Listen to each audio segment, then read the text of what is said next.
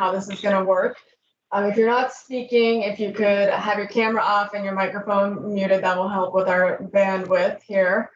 And then for the Q&A, we're going to just have people use the raise hand function. It's just right at the top right corner there. And then as we'll go down that line, and Susan will call on you, and you can unmute yourself and ask your question. And I don't know that we have anybody on the phone right now, but we will try to periodically call on those people too. So. We do. There are a couple people. Oh, okay. Why am I not seeing that on my list here? Okay. It's at the very bottom. Yeah. Yeah. Okay. Thank you. Mm-hmm. And then any media who are on, we've got a few of you guys too. Just feel free to ask questions throughout. I think I covered it all there. All right. So with that, I'll hand it over to commissioners for a quick welcome. Thanks, Allison, and thanks everyone else for joining us today. We, as Missoula County, remain committed to the success and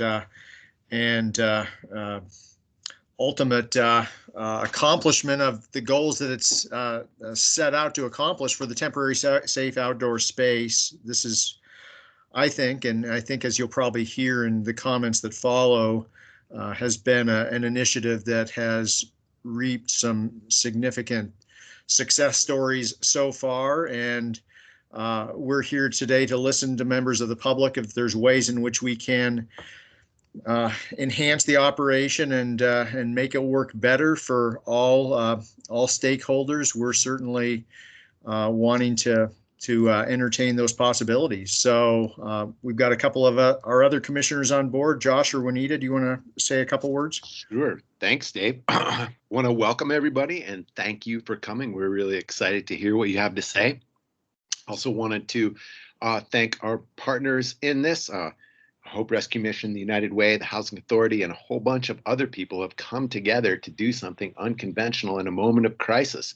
We had to act fast.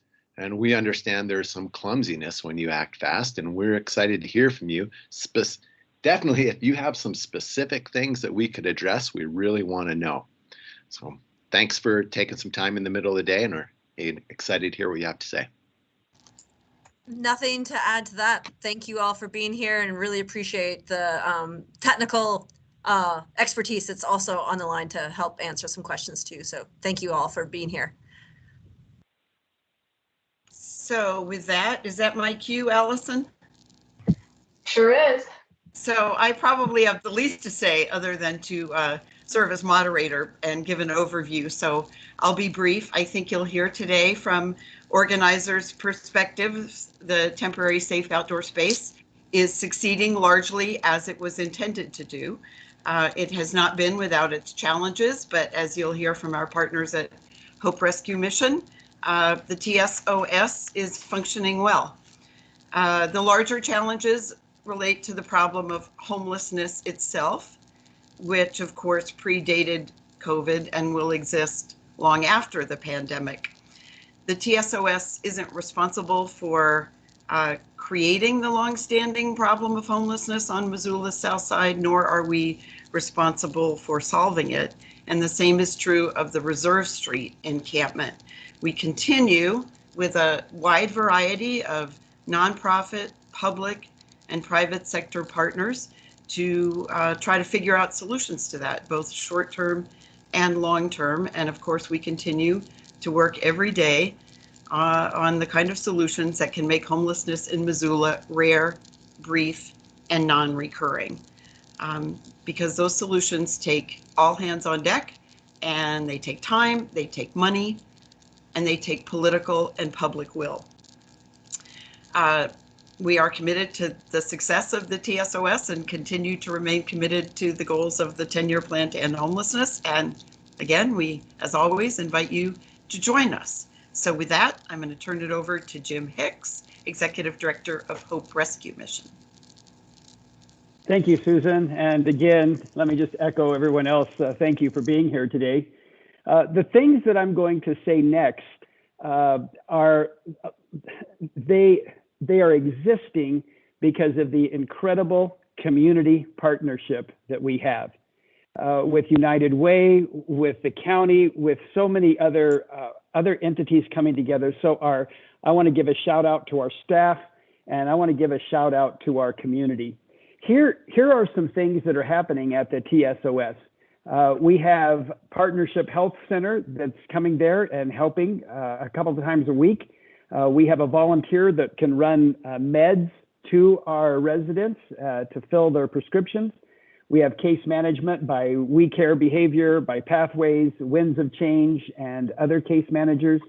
We have several churches that are partnering to provide showers, to provide food, to provide clothing, to provide other assistance as those residents would need. The Humane Society of Western Montana has donated kennels. They've helped out with some food and just really helping those that have pets on site. We have a dental hygienist that has come and done teeth cleaning and assessment and trying to help the residents move in a better way for dental hygiene. She received a grant as well to be able to provide some just basic needs for dental hygiene. So just that was really, really great. The programs that we're offering is we have a resume workshop that's being worked on, financial and budgeting, art classes, poetry writing, the Genesis Process Change program. Our program director is working on various recreational outdoor activities. We're working on a fly fishing lure fly tying class that will be coming up. Construction skills to build some planter boxes, some cooking classes. There's other programs that are in the works as well. And with that, I'm going to turn it over to April Seat, our Director of Outreach. And the reason for that is she has those stats of what we're really looking forward to is people getting this upward mobility towards housing, towards employment. That was one of our goals, is that they would gain the traction to move forward. And so April, share with us some of those stats that are taking place. And April, you're on. Yeah, I was just trying to, there's a little, whatever. So we do have, right now we have about 25 guests. 20 of them are hooked up to case management. 10 of them were not hooked up to case management upon coming onto site. So they now are connected to case management moving forward. We have one gentleman that just needed help navigating all of the systems. So he was able to self-resolve, and now he is housed. It's been about 3 weeks, or close to 3 weeks, where he's been housed. He struggled with addiction, and now he's working towards trying to be sober, and we're still in contact with them outside of this. We have somebody who had a rapid rehousing voucher that is now housed. And another gentleman that's through coordinated entry system that has finally found a unit that he's been searching for a while. But having the resources on site has been able to help these folks walk through this system and be able to work with them one-on-one. It's just been successful. We got a couple of folks that are in the Bridge program, and what that is they're in a hotel until they can find housing through PASS. So all of the resources that we do have on site have been it's been incredible. But we're at capacity. We've been at capacity since we opened up. We have about 8 to 10 on the waiting list now.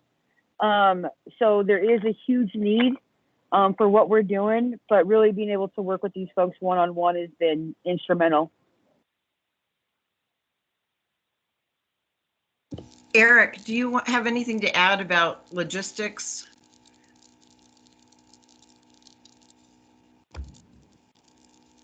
No, not much to add. I would just say that, the proof is in the pudding. We're doing great work here, and it is mostly due to our partnerships throughout the community. I think that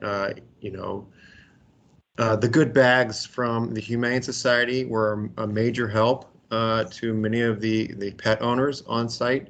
I think that working with many of the partners that have provided the waste management and septic has been critical to maintaining sanitary and proper COVID protocol. So really, it's a testament of our partners that have been a part of this, and a testament to the community for understanding it and standing behind us. So thank you for that. Yeah, I also wanted to say at the beginning that in addition to the CARES Act funding and, all the county support, we've been very fortunate to have received a lot of financial and in-kind donations from community members, individuals and businesses. It's been really, really gratifying and has helped with some of the logistical challenges we face. Like, we didn't anticipate a windstorm that would come up and require us to buy tents. I'm not sure we anticipated how much propane it would be required for the generators and the heating tent. So things like those unanticipated staffing is a huge expense. It to staff a place adequately 24/7. So thanks to our partners, Human Resource Council, the River of Life Church, all the other people who I'm probably forgetting, but it has truly been a community-wide effort.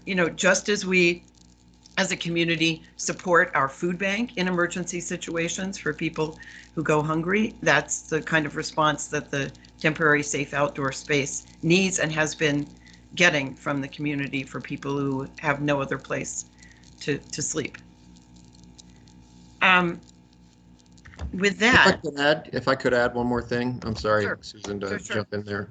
But the other thing is that the services that we are being able to provide on site is critical. We have people that are getting their identification, their ID cards for the first time in a decade, and falling in line with that, they are then now receiving interviews for jobs. So this is the right direction that we're helping to provide. We're meeting on our unsheltered population where they're at and providing the services that they so drastically need to help take the next steps into housing. So thank you for that, and thank you for all of the organizations, Partnership Health, the dental hygienists coming on site, the Humane Society, you name it. They're all providing critical services for these unsheltered inhabitants of the TSOS. So thank you. with that, if people want to speak or ask a question, please, we do welcome questions. If you use the raise hand function in Teams, I will call on you and ask you to unmute yourself.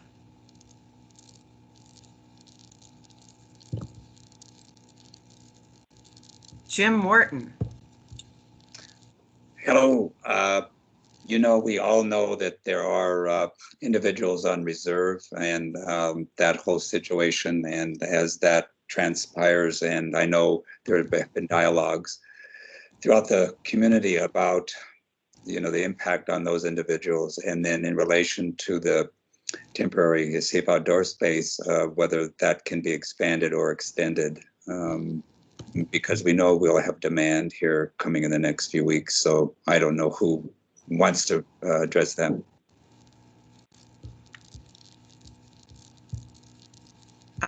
Wait, was that a question?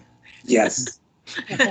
and the question is not to your cat Stanley. It's really Yeah, right. The question is after March 31st. And given what we know it would be happening to those camping near reserve, we're all expecting an increase in housing requests from those folks. Well, I will say that, we are, a group of us are trying to meet and figure that out. The TSOS is COVID related, not March 31 related, but right. Yeah. So there's no, it's a temporary safe outdoor space, COVID compliant during the pandemic. But you're right. There's for all kinds of reasons, the Reserve Street encampment is not the right place for people to be. And yet there is currently no other place for them to go. If there were additional temporary safe outdoor space or permanent supportive housing in our community adequate to meet the need, some of those people would relocate. Yeah. That is something that, again, public and private sector partners are trying to figure out quickly with MDOT, with the county. So Jim or April, I don't know if you have anything to add to that. No, I mean, it is a temporary safe outdoor space. This isn't a bait and switch, but seeing how this has run has opened our eyes to, like Eric said, the proof is in the pudding. This is working. We would love to see it be expanded, but that said, it will need to go through all the very necessary regulations from the county and the public health department and all of those things.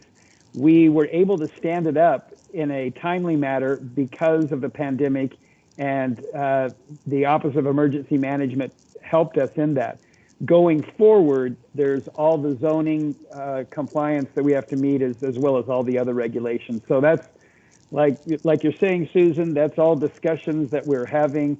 But right now we're seeing the possible influx of people because of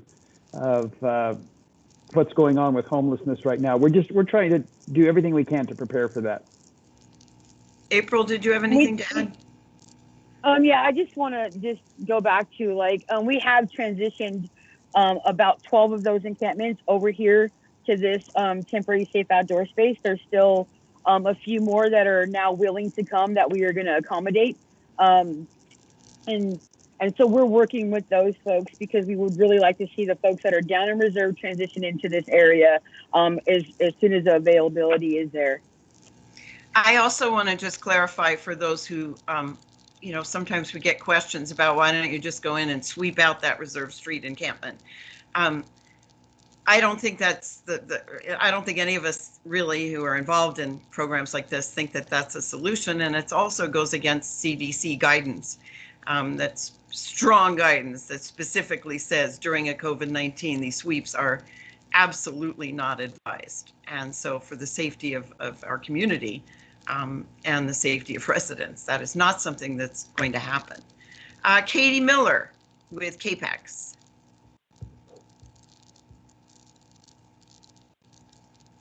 Are you unmuted, Katie? Sorry, it took me a minute. Hi, Susan. This might be a question for you, April, but I'm wondering if you guys have been able to get anyone at the TSOS into permanent housing. Yes, we have. There's, like I said, one gentleman, he is self-resolved. So we helped him navigate the system to where he is permanently housed now. We have another couple that is permanently housed through a rapid rehousing voucher.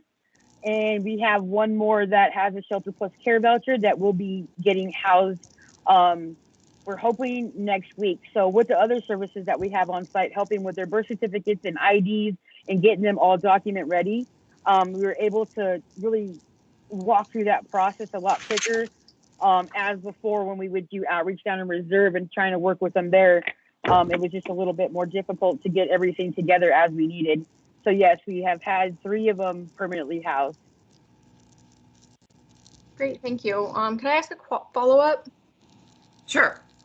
And maybe Jim can answer this, but sounds like things are going pretty successfully. Jim, you kind of alluded to continuing it.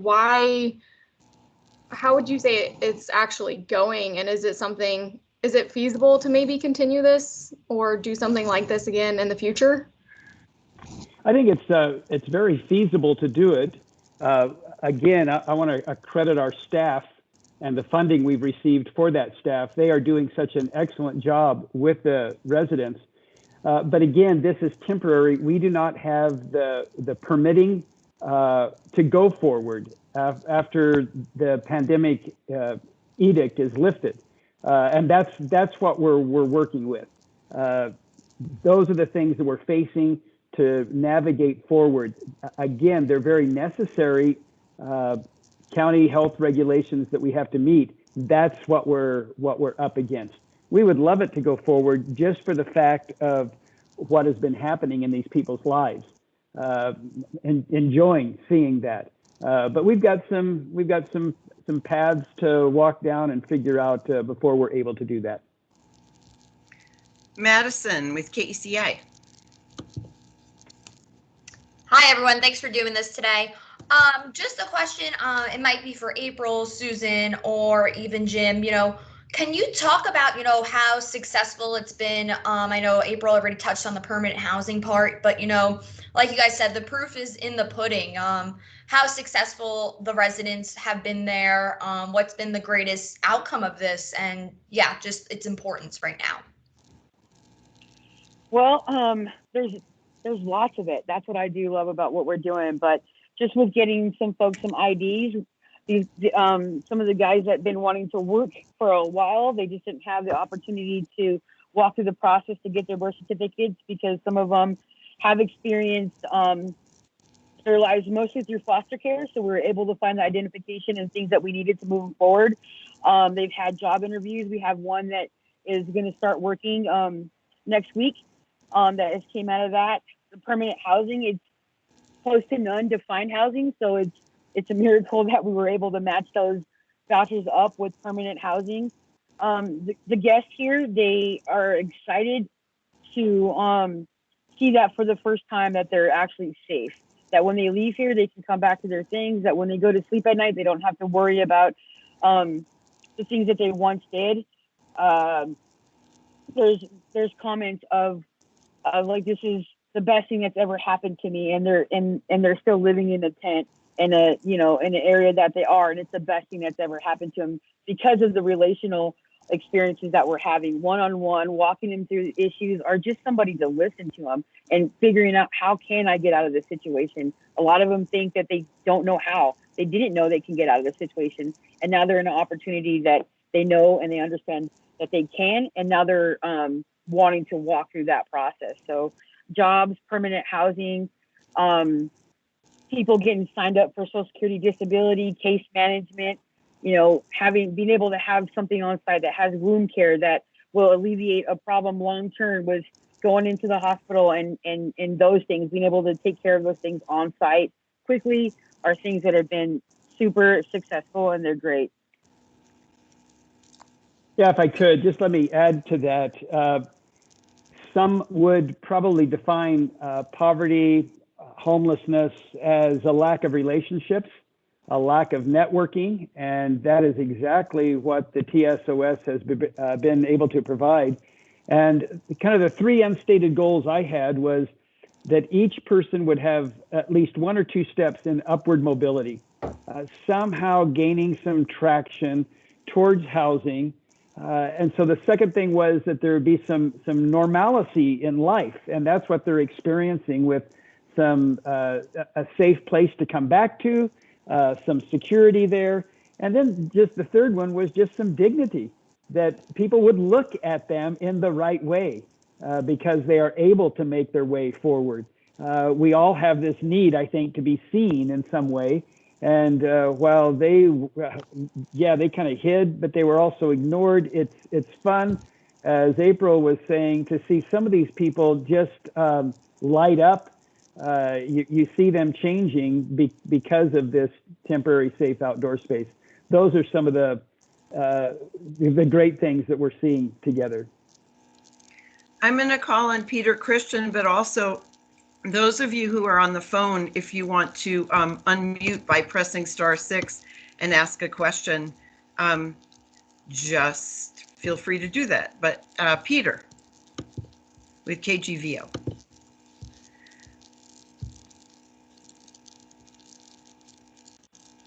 If you're talking, you're on mute.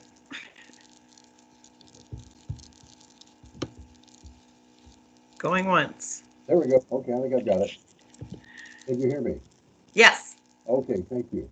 A couple of questions. First of all, yesterday there was a huge announcement by the city council, regarding the affordable housing development that's going up on Scott Street. Wanted to find out if there's anything there that long-term the folks that you're dealing with might be able to take advantage of. And the second thing is, received a communication that, I'll just quote this. This is from another individual. There have been a few fringe tent camps popping up along the riverbank near Buckhouse Bridge. The camps there have had a few non-camp members try to come into the main camp and cause disruptions, end quote. I wanted to find out if there's any truth to that. Thank you very much. April, do you want to take that? I mean, I guess my first thought is on that second question. I think it's too soon to tell about the first question. It's so new. It's so far down the road. It's very promising for our community, but it's not going to be, it's not something that is going to help us as fast as we need help with this population. Before I turn it over to April, I do want to say that I think we feel responsible to be good neighbors, but we are not responsible for camps that existed before or since the TSOS would be my response, but I'll turn it over to somebody who actually knows something, Jim or April. April, are you able to answer that? Sure. There were 3 dead camps when we moved in here that our staff is now cleaning up. There wasn't a campsite that did pop up, and we let them know that there's a process to come on this site and stay. So we quickly took that down. But anything else was before we came here. Buckhouse Bridge has been an area that people would come out and stay on occasion, as long as they could. But it's not a new thing. It's a thing that has already been here. But it gives us the opportunity to check out this space and let folks know that there's a process to be here. So, I mean, that's how I would answer it. And I would also encourage people with questions, issues, problems, they need to bring them to the managers of the site rather perhaps than to the media. We can't fix problems we don't know about. So, Jim.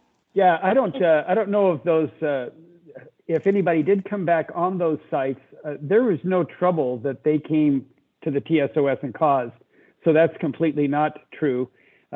We have Rogers International, a security team that is there for a shift, and there's been no report of that at all. So that's, again, Susan, what you said is perfect. If there are issues, take them to the site director versus to the media, because we're the ones that knows what's going on. And I didn't really hear the question completely, but any calls that we have had that come on site are medical responses. We haven't had any calls for any criminality or anything of that sort. Ben Weinman. Hi, this is actually Spencer Schott with ABC Fox Montana. I realized a little too late I was logged in under the wrong name. Hey, Spencer.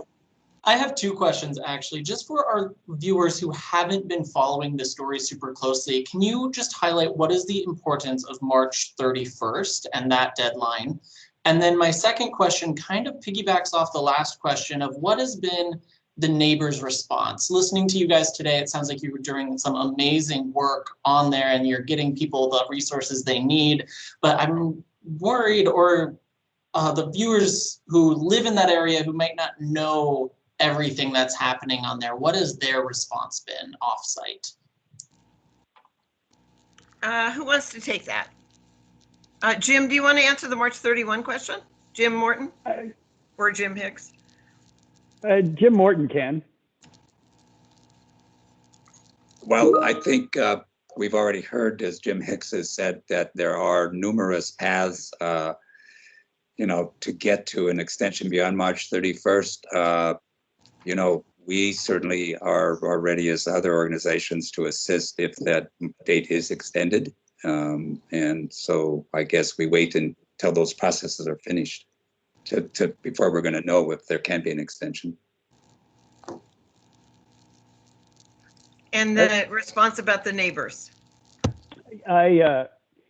We have some great businesses in South Missoula, and obviously they were very concerned.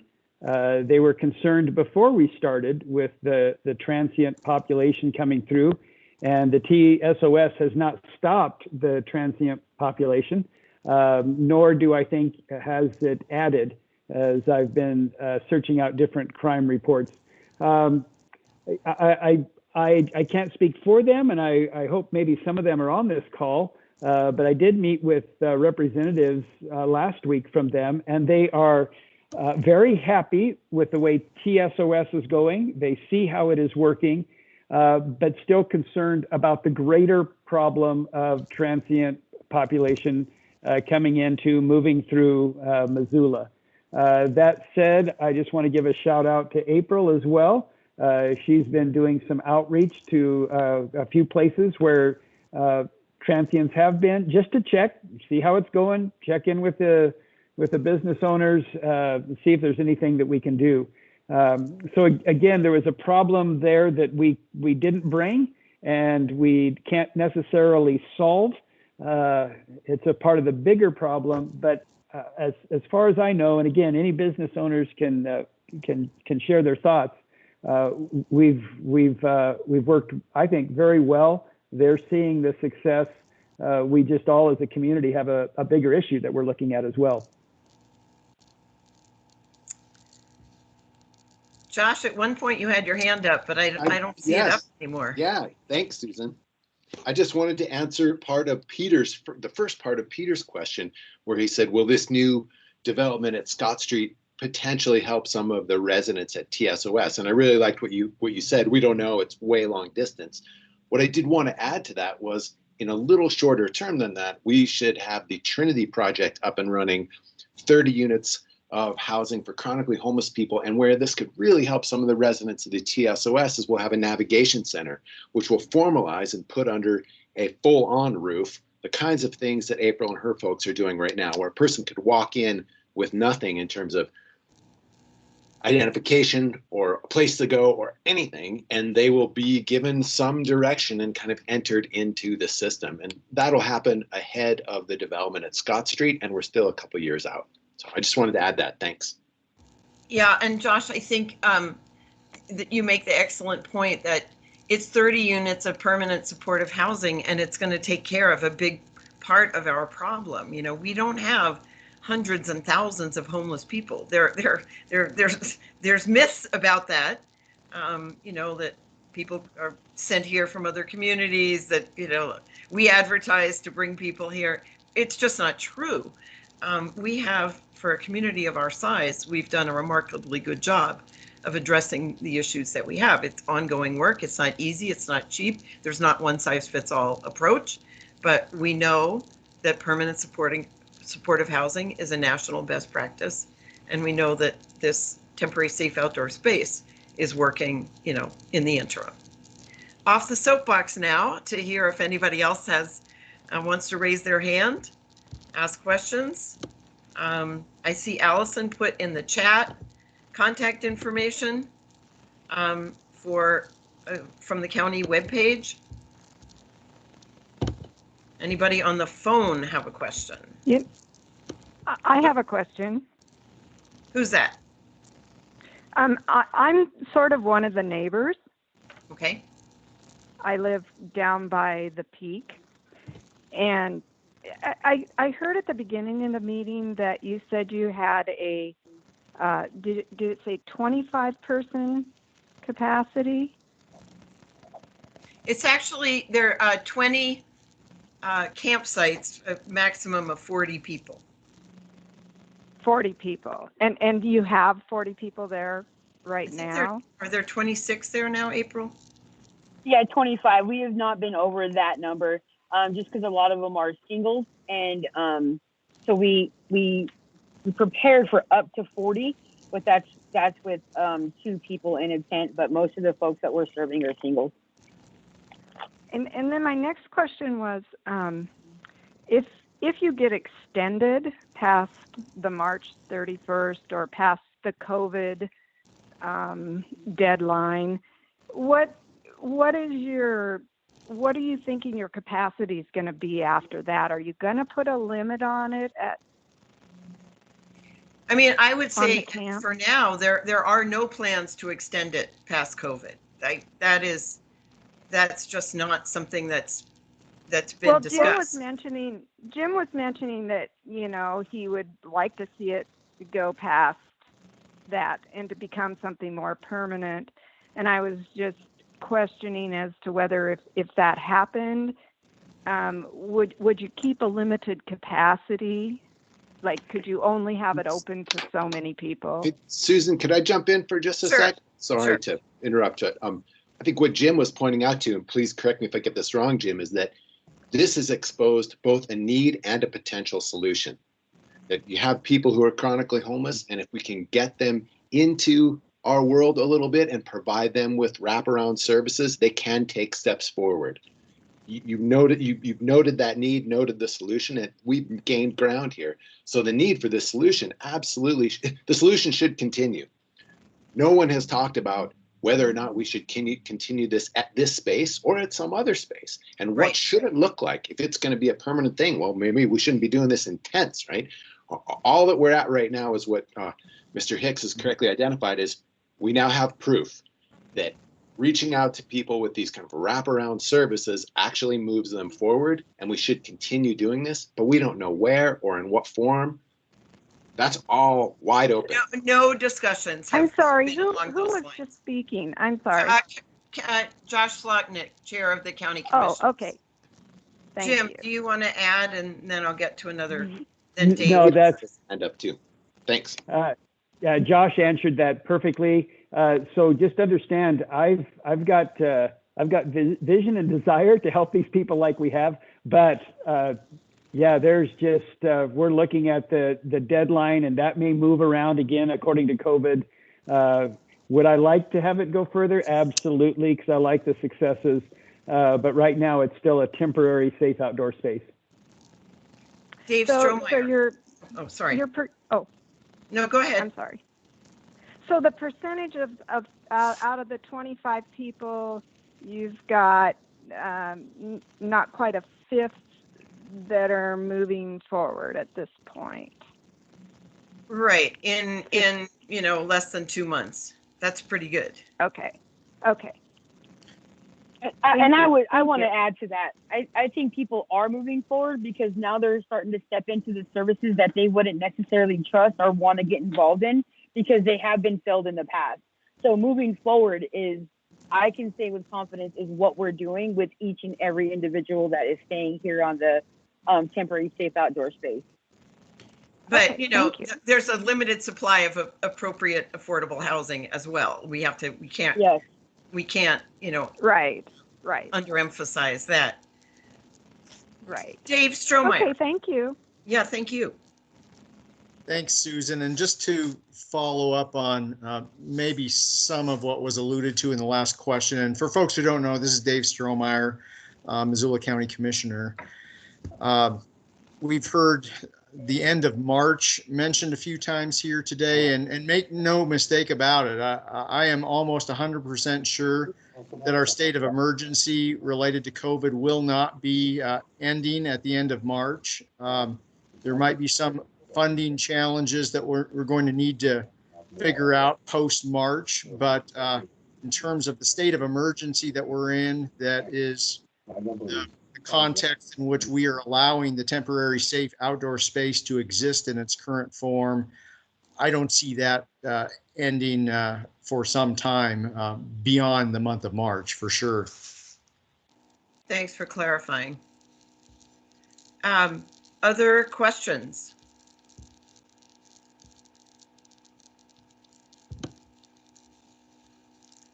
Katie Miller. But will the funding run out at the end of March? I think that's kind of where the confusion is coming from. Not for the temporary safe outdoor space. I mean, it's a financial challenge, but the March 31st deadline does not relate to the continuation of the TSOS. Or the March 31st date, I should say. Yeah. I think that was just an initial planning and what we thought looking at Johnson Street and other things like that. So March 31st is a confusing date, but it's not a date that is going to, like Dave Strohmeyer said, we're working towards the end of the pandemic. Does that answer your question, Katie? Yes, I think it was just confusing for people. Yeah. Yeah, point taken. Jim Morton. Yeah, I have a question, about the pandemic itself and vaccinations.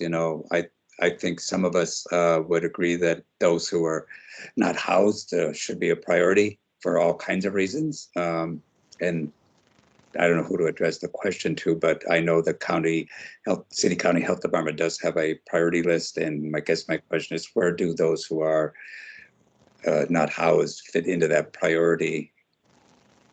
I know we do have at least one person. Oh, Adrian Beck. Maybe On the line. Adrian.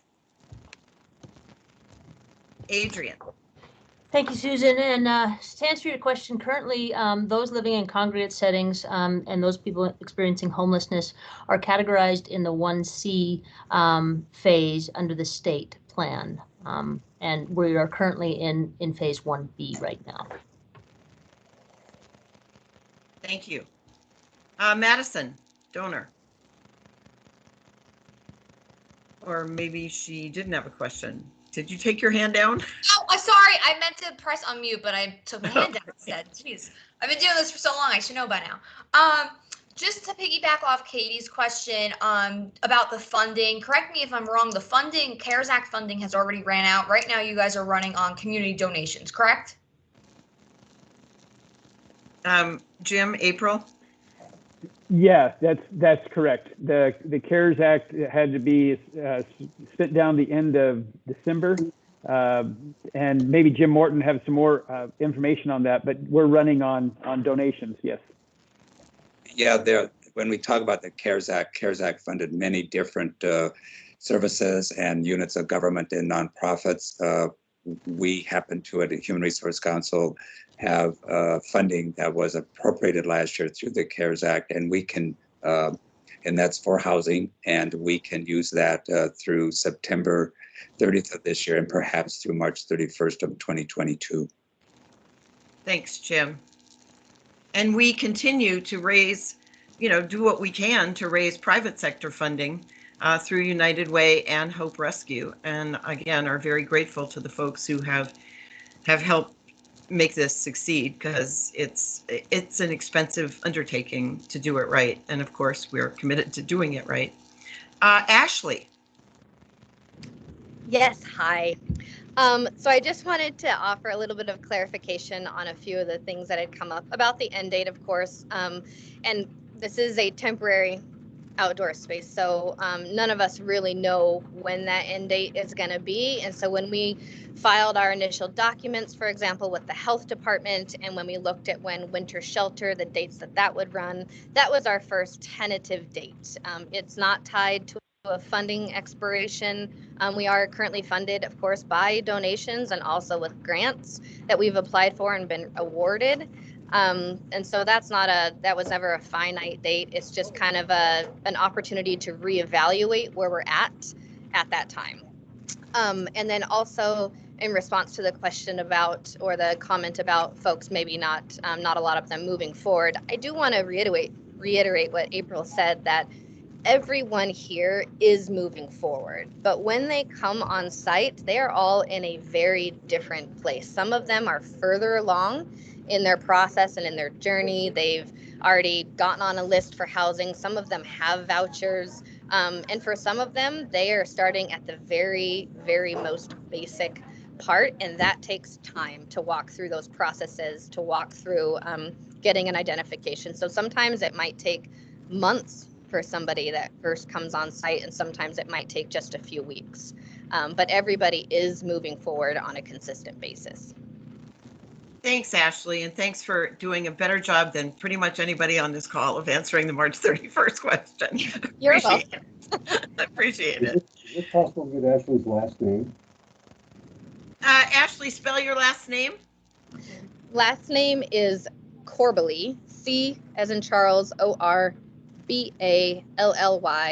and I am the program coordinator for the temporary safe outdoor space.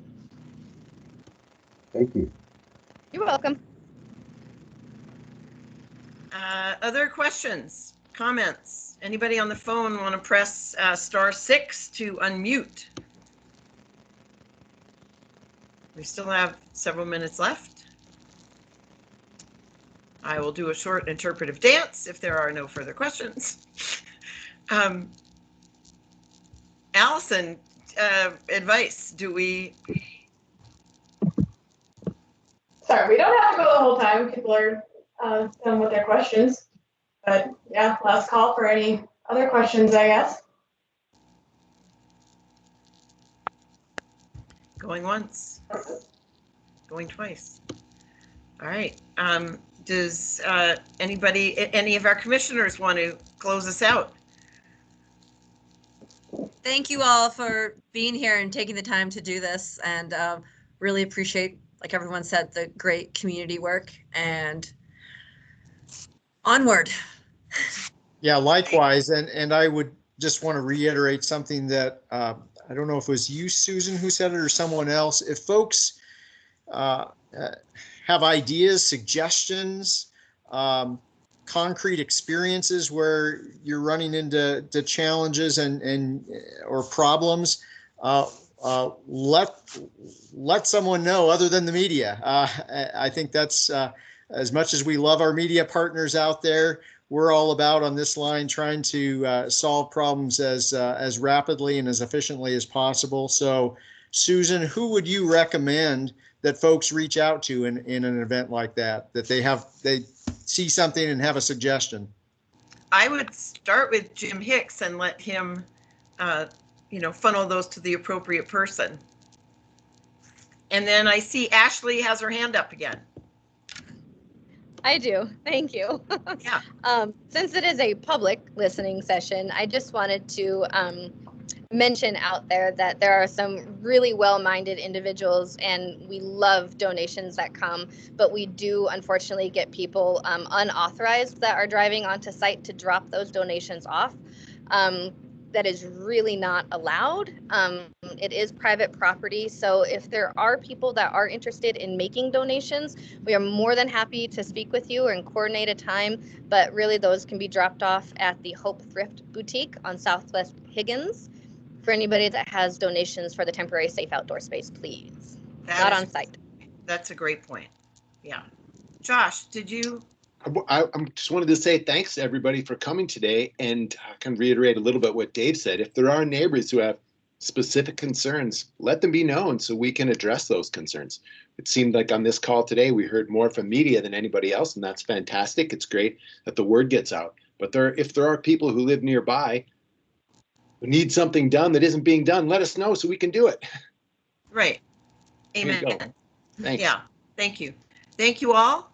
And on, as Dave said, or Juan said, onward.